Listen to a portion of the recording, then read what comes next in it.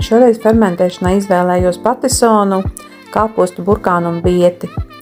Kāpostam noņemu lielo lapu nost, to pēc tam vajadzēs izmantot.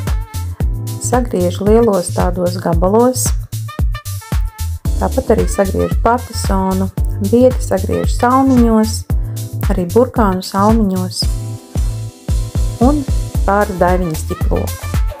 Ņemu lielu burku, vēlams ar lielu platu augšu, lai vieglāk būtu visus produktus salikt un saspiest stingri iekšā.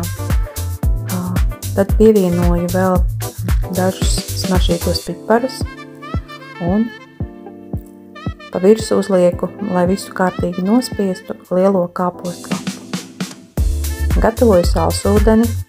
Uz 1 litru augstu ūdens ņemu 20 gramus sāli rupjo un ar šo salsūdeni pārleju visus dārzeņus, lieku slogu. Man tāds liels akmens, ko jau ietoju burkā. Tā man stāv savas 3-4 dienas uz palodzes.